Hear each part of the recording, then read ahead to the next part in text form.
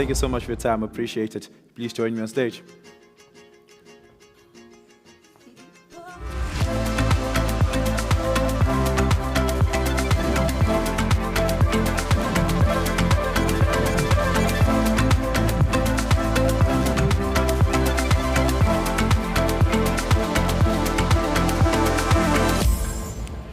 Thank you very much, ladies and gentlemen. Like I mentioned, Ola Atose is the founder of SR Finanzmann, and they're a financing company. Before we speak about oil and energy and gas, let's speak about money. Ola, what financing instruments is SR Finanzmann presenting here today? In a nutshell, we are a brokerage. So we bridge the gap between traditional finance and the future of money for foreign exchange transactions. So a lot of our clients, some maybe in the room or certainly in the area, we assist them with their cross-border currency transactions in Africa, but also offshore as well. Yeah, let's talk about that, because cross-border transactions no longer happen, of course, in traditional currencies. Digital currencies play a big role in that. Mm-hmm. And you've got a footprint in that. Yes, indeed. So obviously, as you know, with the traditional fiat, I dare to say that the time for traditional fiat is common. It's almost gone. And in Africa, where we have, scores of currencies, for us to maintain viability of our businesses, it's obviously on business leaders and obviously business owners, we all have to have access to, unfortunately, the US dollar. So what we do is we make it easier for businesses to manage their balance sheets, give them access to some stable digital assets, which allow them to, convert their currencies quicker, settle instantly, and give them access to a huge pot of liquidity.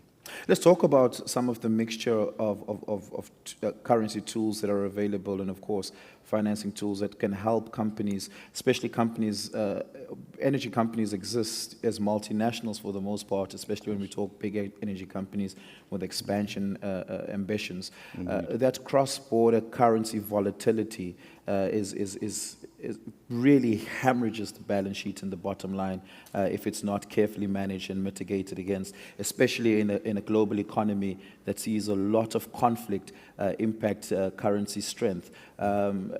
How do you assist your clients and your stakeholders in navigating that? Yes, thanks for that. So we work very closely with treasury operations, CFOs across this energy industry.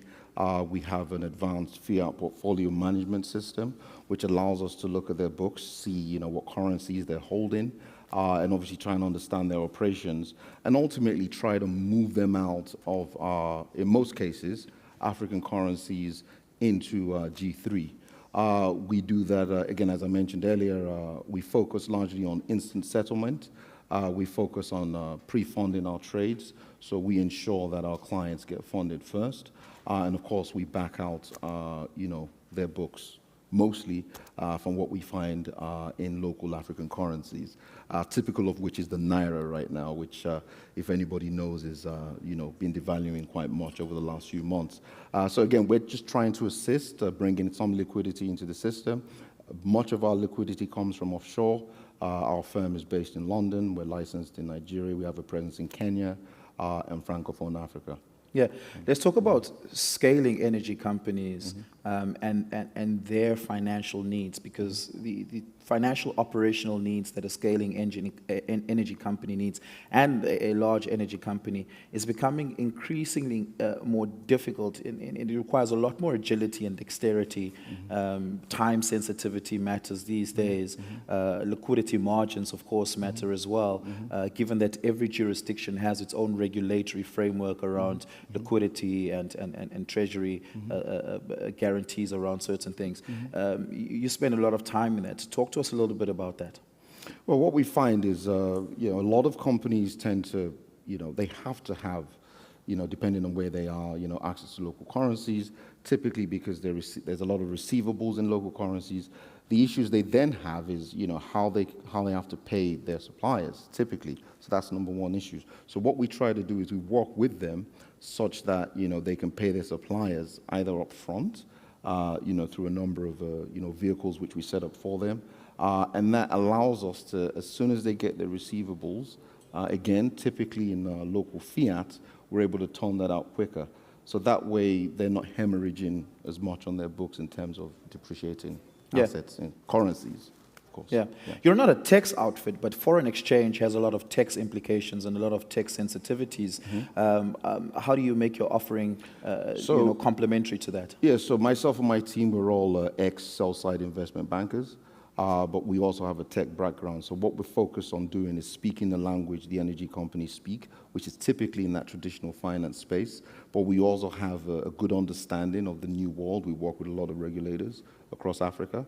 And the new world is a new world of digital assets. And as I mentioned earlier, settlement can be instant.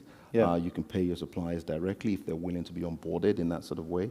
And we found an easy way to sort of bring people together. But again, it's a constant process. This is all very new. And, of course, we need the assistance of the regulators, and we're working with a number of them here in Africa to try and find a way to bridge this new world with this old world of traditional finance. Yeah. How many African markets are you in? So we have a good, strong presence in the ZAF markets. There's about 6 countries there. We have an incredibly strong presence in Nigeria, Ghana, Kenya, Uganda now. South Africa is still new for us. We're not doing much here, but it's something that we're looking into. Welcome to the South African market. I can't wait. Thank you very for much. being here. Thank you. Yeah, I'm going to take a few questions if there are any for Ola this afternoon. Do we have any questions at all?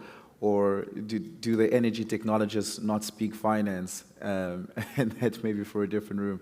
But look, Ola, thank you so much, man. I really appreciate it. Thank you for your time. Thank you very much. Yeah. Thank you. Can we give a big round of applause?